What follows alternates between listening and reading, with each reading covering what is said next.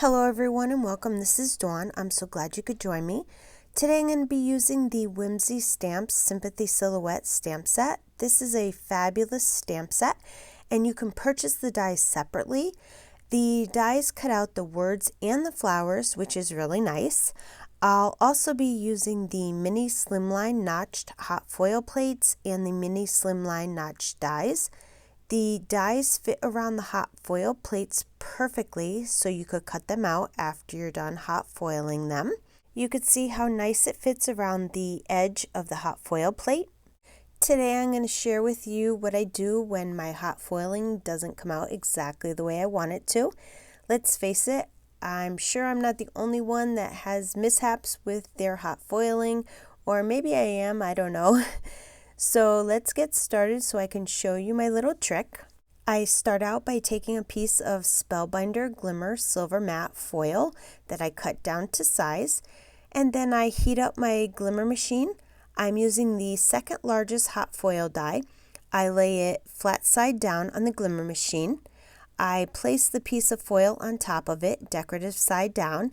As you can see, I already used this piece of hot foil once before, but because this die is smaller, I can reuse the foil for this one so I don't waste all of the good foil. I'll show you what I mean in a minute. I lay 2 pieces of cardstock and the cutting plate on top of it, and I press the start button and wait about a minute for it to stop flashing. Now I did it this way on purpose so my hot foiling wouldn't come out perfect, so I can show you my little trick.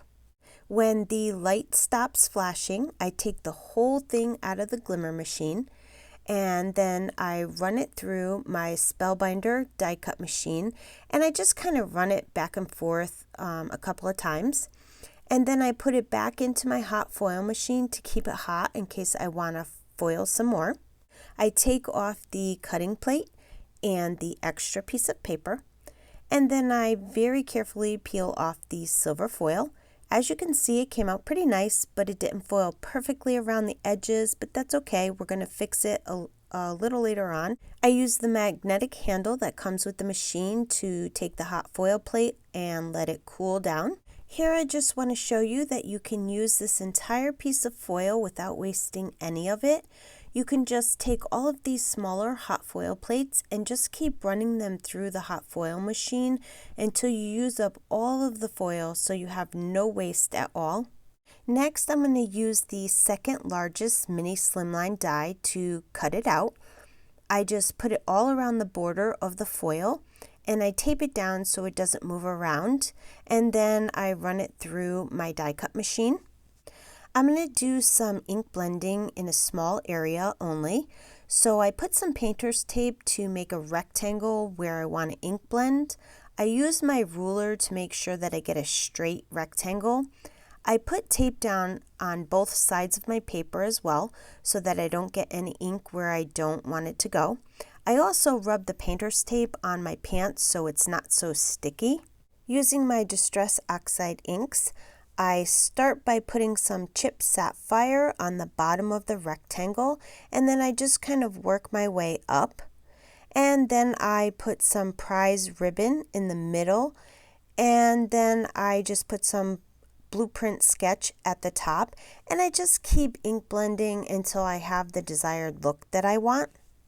When I'm done, I carefully pull off all of the painter's tape, making sure to pull it off on an angle so it doesn't tear any of my paper. Now here is where I fix my hot foil. After looking at it, I decided instead of throwing it away, I would make the whole border distressed looking. So I took my sand eraser and I very gently went around the whole border, and I erased a little bit of the hot foil to match where it didn't hot foil properly, and I just keep doing this until I have the desired look that I wanted. I really loved how it turned out because I just love when things look distressed. Okay, so now I'm going to stamp my floral image over the ink blending that I did. First, I rub my paper with my embossing powder bag, and then I stamp it with some black VersaFine ink. I do stamp it quite a few times since I am stamping over a dark blue color and I want it to stand out. I pour some clear embossing powder over it, and then when my heat tool is good and hot, I heat emboss the image. Next, I repeat the same exact process for embossing the sentiment. At this point, I decided I wanted to put a decorative border around the card front, so I used the largest die from the mini slimline notch stitch die set, and I cut it from some black cardstock. I also wanted to raise up my card front, so I cut some craft foam that I had and I trimmed it down to size. You can also use some foam tape if you want to. And then I adhere the foam tape to the card front, and then I adhere the card front to the piece of black cardstock.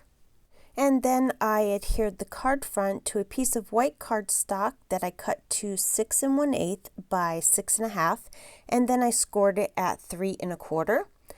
And to finish off my card, I had some confetti from This Calls for Confetti called Whimsy, and it's an exclusive to Whimsy Stamps. I just love Lisa's confetti. She has some really great mixes, and you should really check them out.